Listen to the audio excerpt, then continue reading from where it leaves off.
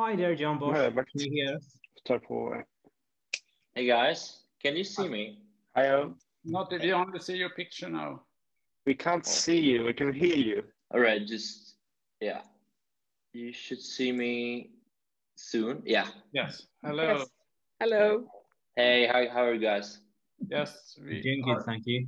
Yes, we're good. Yeah. It was great to hear Swedish, actually. Yeah. It was a long time. Yeah. Yeah, you have been here a few times during Melfest too, right?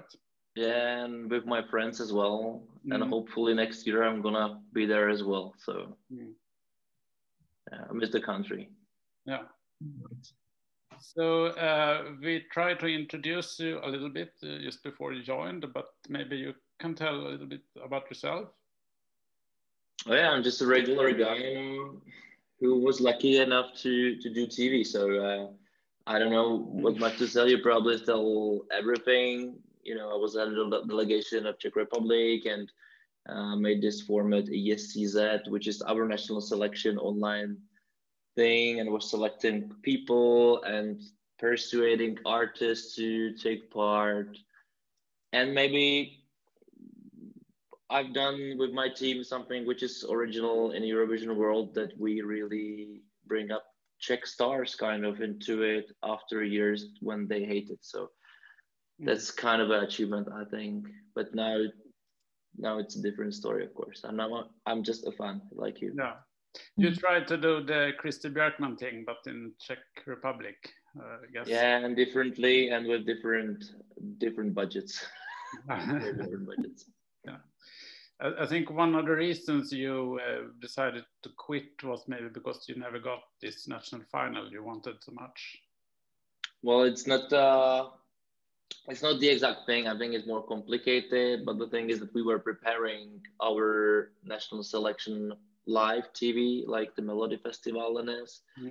But then one person decided to kill it, and I decided then to stop, because I wasn't able to do my work, and I spent a lot of time with it. And you know, people doesn't quit because of the projects or companies. They quit because of their managers, and that was my thing.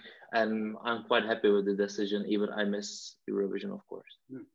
So now we have noticed that you have started your YouTube channel and have started to do a lot of interesting interviews, and not only with regular persons. It's a lot of different kind of persons you're doing interviews with, and you also did some where you compare different national finals, also those things.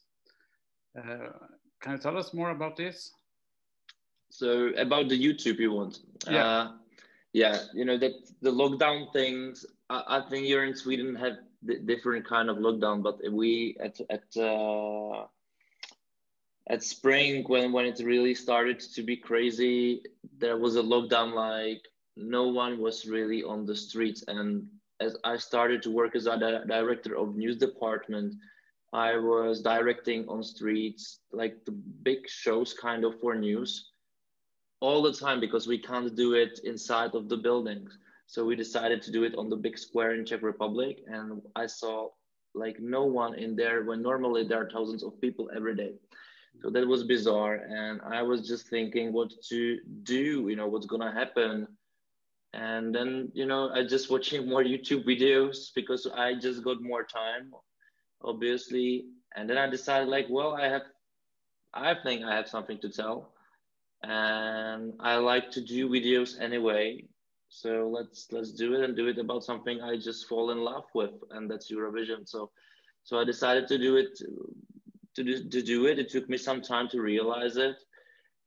Now I'm in for like 2 months. It's super hard and weird, and I really admire everyone who's doing this regularly and is successful with it. It's not easy to come with the content which somebody really likes, but I think I really wanted to do it a bit different than like regular funds. I really admire everyone's doing it, and that's great. But I would like to involve not the fun perspective, but the producer's perspective, how I would do things differently if I'm on the side of producing. I was the producer. I was the one who was creating the Eurovision part, I think a big one, and from the scratch to somewhere. So I have a lot of experience in it, and I have different probably point of view at things, or I see more steps behind the curtains. And I know that those things and decisions made by many delegations and TVs are not really easy, or maybe sometimes, the head of delegations and whoever just want to do it differently, but they can't. And there are, so many different things to talk. I just actually released the video about 5 things from the Junior Eurovision Song Contest, which we probably should be careful about if we're gonna see them at the big stage, because that's possible now. If there's gonna be another lockdown measures and whatever, and I think some of them can be tricky. So that's the video, and those are those things I want to do. So.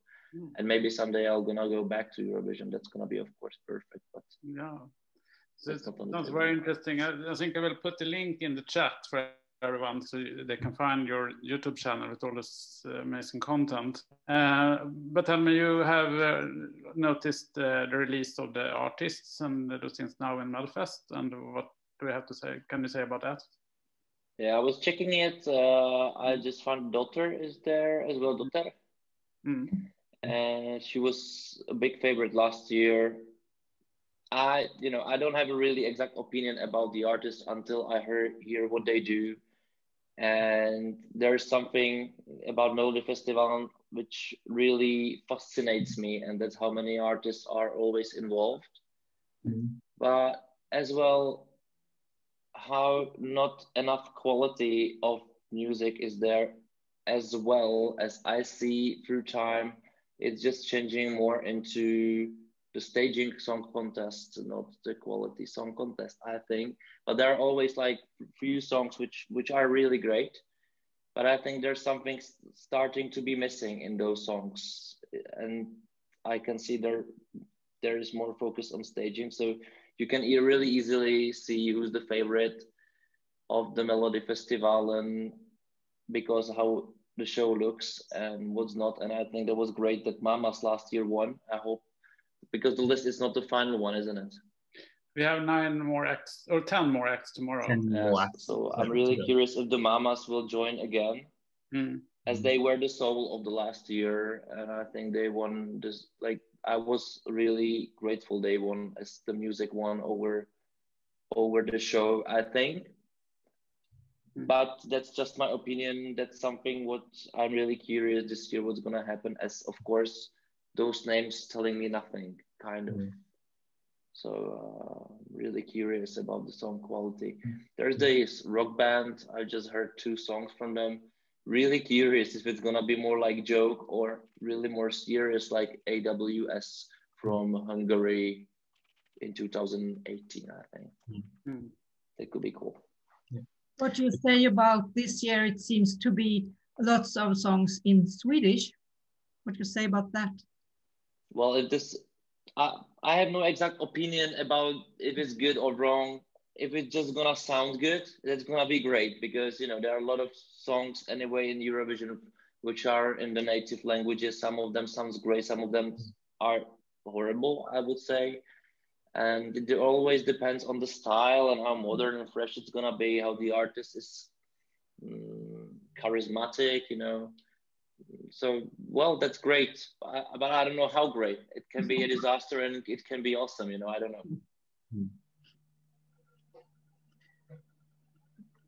As it looks right now, we seem to be getting a couple of changes with the Eurovision Song Contest. Martin Österdahl, the executive supervisor, he announced for a couple of months ago that we will be getting pre-recorded vocals in the next Eurovision Song Contest. Is that, how should I say it? Is that problematic for Eurovision?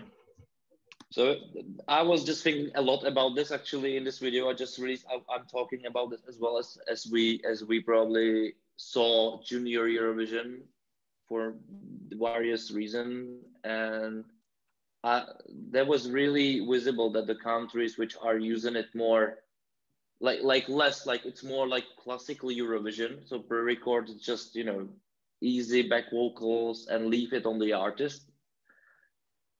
They were punished by it, I think, because those other ones who just make it like a whole big back vocal set, record behind them, they just made it a karaoke from it. There was a, you know, that was the thing. If some artists were singing by themselves or not, I don't care about it, but I care more about how it sounded. I think it was artificial a lot, and in my opinion, that of course will help with the budgets, because you can't imagine how 6 another or 4 another people costs, you know, to take them somewhere, anywhere, with the hotels and rehearsals and, you know, the performance and everything. That of course cost money, and of course you must find the fitting people as well for the song. So it's not easy. So it's much easier in producing way of everything to have back vocals pre-recorded, because it's just easy. It's just easing things on so many levels, you know. But on the other hand, it's I really think it's kind of taking off the spirit of what Eurovision is a bit. Maybe I'm old school in this, I don't know. But when I just hear the Junior Eurovision, you can really say that it's just killing the live performances, kind of to trust them, you know, to trust that they are real. It's more like a music video for me then. It's too perfect, maybe.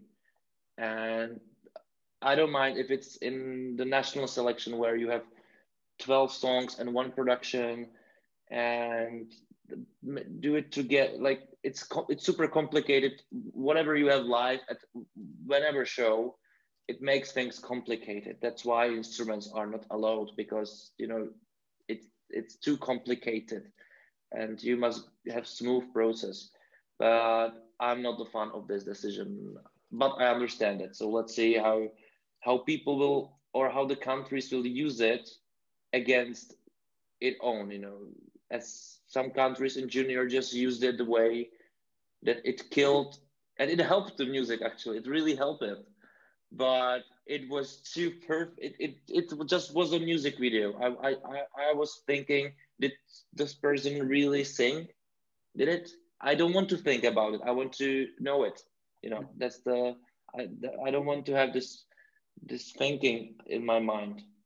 So, well, we'll see. We'll see. Maybe there's gonna be some kind of compromise the next year, you know, after this experience. We'll see about it. Really sounds like you have a lot of feelings about this, about Eurovision in general. And that is very, very fun to hear. I believe that many people, not only Eurovision fans, are watching the Eurovision Song Contest for different purposes, because people see it as the singing contest. But yeah, we do know that there are a couple of people, especially the British ones, that watch it for the parody shows. And is that good?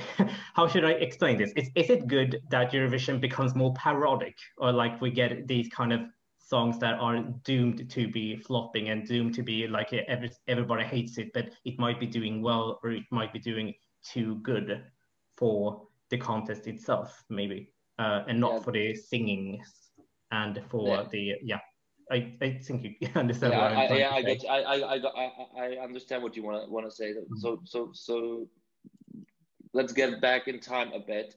When I started to do Eurovision, the Eurovision in Czech Republic was hated a lot because of this music, because this music is so really easy to be picked up from it, thrown anywhere and say, hey, how Eurovision is just stupid, you know, funny show and has no relevance, which is not true.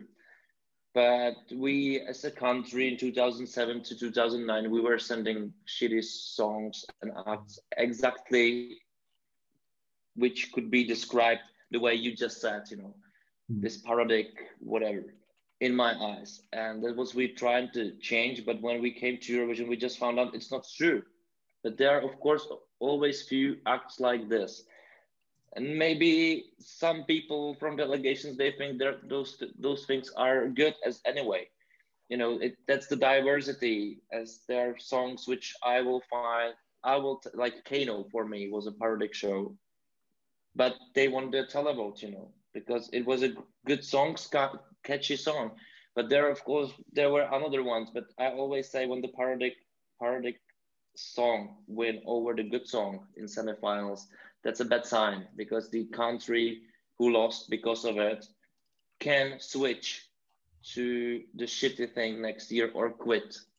So that's, I'm sure it's good for a contest, but the contest in general in past years is getting rid of those things. I think the quality is there more and more. It's more relevant. It's a better show each year regarding the music. Even, you know, that's really funny how this opinion changed over time. As last year, I think there were so many great songs, you know, so many great songs, but it was kind of a flat Eurovision in the way that there weren't lots of original sounds, because there were a lot of patterns we know from the US and, you know, Australia and UK charting songs. But is that a bad thing? I don't know. I think that's the evolution, you know, we have. And speaking about Brits, you know, the BBC should really invest into their marketing, how they marketize the show, and take it a bit more seriously. Even maybe they don't know how to do it. It's not that easy, even if you're just being in such a country. I think, you know, big televisions, and that's gonna be my video for Friday, that the national selections are really important, especially in the big countries. My experience with big countries is that they are really close their doors to their market. So their music industry thinks that the TVs like BBC are so obsolete, and the other ones, they don't know how to reach it out. So they're experimenting in a bad way and camouflage it with telling it's a parodic show or whatever, and make it fun of it. But you know, it was here as well. It took us like 2-3 years to completely change the opinion, and we didn't invest any kind of money into marketing. We just did the work right. So for like BBC, it can be really easy if they just do their work right. I think that's maybe a harsh thing to say, but that's what I think. I agree with you on that one. Yeah, for sure. I think especially the big broadcasters should really put a little more effort into it. Yeah, it's much easier for them. They have plenty of artists to just grab them, you know. It's just about to talk to them nicely, I think. One thing a lot of fans are thinking about, maybe where this change now we see happening due to the COVID situation, that maybe this Eurovision thing will be in a much lesser scale than on location. It will be much trend now with much smaller events, and try to do more things online. And I think it was really easy this year for EBU with the press conferences, and so because they had, you can email questions and then they don't have to answer anything. Do you see it can happen? That there will be a trend like that now? Yeah, you mean if this trend of online shows and well, until there's not gonna be vaccine, I think that's the only solution anyway. You know, then how could you do it like that? That was the thing. When the EBU and the reference group just decided that they will just cancel this year Eurovision, what should they do differently? You know, they like, would you put yourself into, and you have this responsibility and decision making to tell, okay, we'll do the show with the people, but after the show and from the show, they will be like, whatever, 200 people died because of we just say yes. No one would do it. Like, no one reasonable would, of course, do it. And as we could see, like in many countries, Sweden probably was the only country which didn't close the borders, but the rest did. So we couldn't travel that happened last time when there was a communism here, you know, in this country. So that's quite crazy, and we have a lot of discussions about it in here, and still we have them. But then we see those numbers of people dying as well in here when the measures just was completely off, and our government just, you know, just leave it alone. And now every day, you know, 150 people dies because of the COVID. So that's a huge number of people, Even our healthcare is really, really good. So it's just too many people, and nothing really worth it, not like to risk in it, not even show. So I'm glad that with Junior Eurovision we tried, or they tried, that it works. Even it's not perfect, but it works, and it's better than nothing. I think that the music must live, that the entertainment must live, the television must live, and if this is how we can do it, and we will be better at it each year, that we will not care anymore. But I think, and I hope that this is just not gonna be regular thing, but it's gonna be a thing. If something happens, we can do it this way, you know. So with your opinion, what do you think about the Melodifestivalen concept? They are discussing that there might be changes for 2022 now. What is it that it works with Melodifestivalen maybe should be changed in your opinion? Or what should be changed if I'm there and have the responsibility?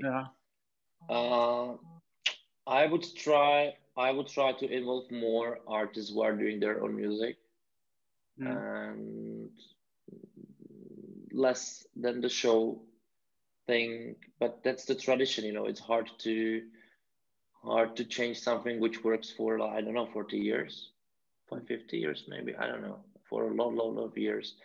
And its scale is amazing. And you know, when I was there for the first time, I was just shocked how big it is, even like production wise. For me as a professional, I've never seen such a thing before, and that's crazy. So there is a reason why it's done like how it is done, and the people behind it exactly know what they do. And maybe I will do some changes when I just see it from the inside, but that will be just a philosophical thing to do, you know, because you can't change a lot thing which has such a tradition just drastically. So it's of course mirrors even the people who are working on it, you know, and that's great. I think the way how it's done, it's absolutely professional. That's the synonym. It's just big professional super show. How I would really be glad that one day we will do such a thing in here, maybe differently, but such a big thing, such popular thing, you know, everybody loves it. So there's a reason why is it. So I don't want to comment on this kind of, you know, I didn't like the rule of this woman must be included in each song, because that's why such a thing should be anywhere, you know, whoever should do songs. I think the problem is how they picking up the songs, how they are seeking for the songs. And we see all the same familiar faces doing the songs for Melodifestivalen, which I don't really understand. I believe there in Sweden there are more than just few songwriters. So that's maybe it, but maybe there were another reason I don't understand now behind it, and maybe that was a good decision. So I'm just not the fan of such of things in general. So that's it, but I wouldn't change anything. Yeah, I don't know what to change. Okay, good. Do I have some other questions? Silent. Kind of silence. I don't have any kind of questions. Yeah. Well, I think it was very interesting to see you, to talk with you, and it was nice to see you again. And we hope people go in and check your videos also to learn more. Yeah, about I hope so too. Yeah, and I'm sure we can. We are planning for the weeks ahead during next year when it's Melfest, and we will sure try to bring up an international panel as well. Cool. It's always very interesting to see the international fans discussing about our. You're really brave that you're planning something in advance, such like this. Yeah, it's very difficult because we didn't know what will happen this week when they present the artist. We didn't know anything, and it was really difficult to test over how shall we try to send over Facebook. It didn't work that well, so we tried this with Zoom today, and so it was just very fast made out. I think it's gonna be fun. Yeah, it's gonna be fun. So, guys, thank you very much for having me. Thank you. Thank you. Thank you for joining us. See you. Bye. Bye. Bye.